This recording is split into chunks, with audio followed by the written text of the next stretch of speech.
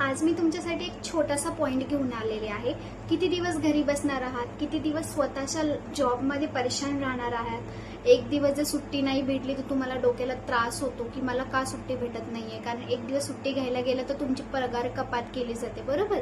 म्हणजे एक दिवस जर सुट्टी घेतली तर तुम्हाला त्रास होतोय. आणि दिवाळीमध्ये सुट्ट्या असतात तरी पण त्याच्यामध्ये जर तुम्ही सुट्ट्या घेतलात तर कधीतरी जर एक्स्ट्रा दिवस जरी गेला तर त्याच्यातून आपली पगार पूर्णपणे कपात होते आणि थोडी का असं आपल्याला वाईट तर वाटतंच, बरोबर. कारण आपण एवढ्या मेहनतीने जॉब घेतलेली असते, त्याच्यातले 1000-2000 थोडे जरी कपात झाले आपल्या चुकीमुळे तर ते आपली चुकी असते का? आपला नाईलाज असतो, आपण सुट्टी घेतो.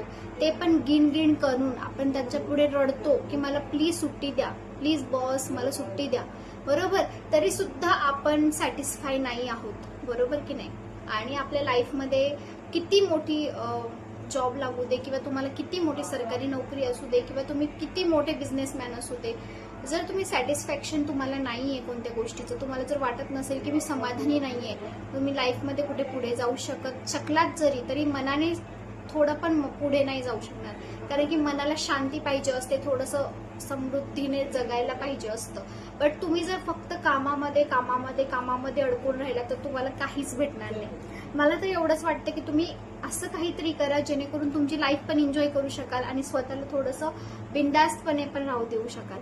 जसं की स्किल पैसामध्ये मी स्वतः काम करते, त्यामध्ये माझं स्वतःचं एज्युकेशन चालू आहे, माझं स्वतःचं जॉब पण मी करेल फ्युचरमध्ये. पण अशी काहीतरी लाईफ जनरेट करते ज्यामध्ये स्वतः काहीतरी करून स्वतःची लाईफ पण एन्जॉय करेल. जसं की मी 4-5 ट्रिप सुद्धा अचीव्ह केलेल्या आहेत.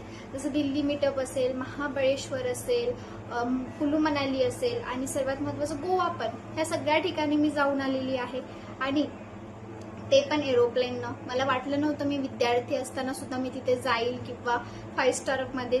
म्हणजे आता सध्याच्या कंडिशनमध्ये, फ्युचरमध्ये तर जाईलच पण आता सध्या तरी मी जाऊ शकेल असं मला कधी वाटलं नव्हतं. बट मी जाऊन आली आणि मी ते केलं सुद्धा. माझं जे छोटे छोटे स्वप्न होते ते मी छोटे करत मी एक छोटा पाऊल टाकत पुढे करते. पण मला असं वाटतं की तुम्ही स्वतःमध्ये असं काहीतरी डेव्हलपमेंट करा, स्वतःमध्ये असं काहीतरी बदल करा जेणेकरून तुम्ही स्वतःला पुढे घेऊ शकाल, पुढे नेऊन स्वतःला बिल्डअप करू शकाल.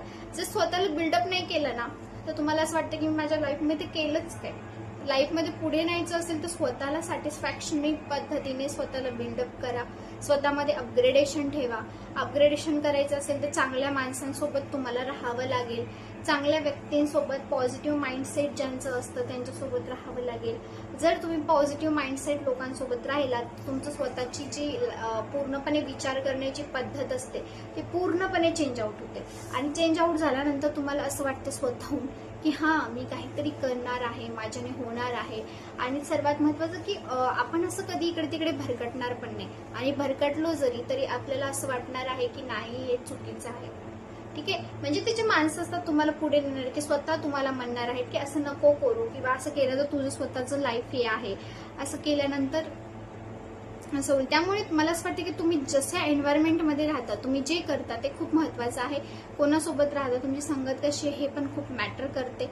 आणि स्किल पैसामध्ये असे भरपूर सारे लोक आहेत जे तुम्हाला पुढे घेऊन जाऊ शकतात. मग ते मेंटर असू देत किंवा मेंटर जरी व्यवस्थित नसला तरी सुद्धा असे व्यक्ती आहेत जर त्यांच्यासोबत तुम्ही कॉन्टॅक्ट केला तर तुमचं स्वतःचं मन हलकं होईल आणि तुम्ही पॉझिटिव्हली राहाल. कारण की ते मीटिंग्स पण भरपूर होतात, मॅनिफेस्टेशन वर्क असतं. मॅनिफेस्टेशनमध्ये तुम्ही जर राहिला तर तुम्हाला असं वाटेल की होऊ शकतं, आपण विचार तर करूयात, बाकीचं पुढचं पुढे बघून घेऊ, बरोबर की नाही. तुमचं विजन बोर्ड क्लिअर होतं, तुमचं व्हाय क्लिअर होतं, जीवन जगण्यामध्ये तुम्हाला बदल जाणवतील. तर मला एवढंच वाटतं की स्वतःला काहीतरी अपग्रेड करा आणि स्वतःमध्ये थोड्याशा स्किल्स शिका जेणेकरून तुम्ही स्वतः अपग्रेड होऊन तुम्ही स्वतःची ब्रँडिंग करू शकाल. आणि ब्रँडिंग करायची असेल तर काय करावं लागेल, कंटेंट क्रिएशन करायचं असेल तर पहिले तुम्हाला व्हिडिओ एडिटिंग जमावी लागेल. व्हिडिओ एडिटिंग जमत नसेल तर कंटेंट क्रिएशन नाही होणार. कंटेंट क्रिएशन नाही केलं तर तुम्हाला विश्वासू जे लोक असतात ते सुद्धा तुम्हाला बोलणार नाही, म्हणजे असं तुमची ब्रँडिंग होणार नाही. जर तुमची ब्रँडिंग झाली तर लोक तुम्हाला स्वतःहून विचारतील की तुम्ही नेमकं वर्क काय करता.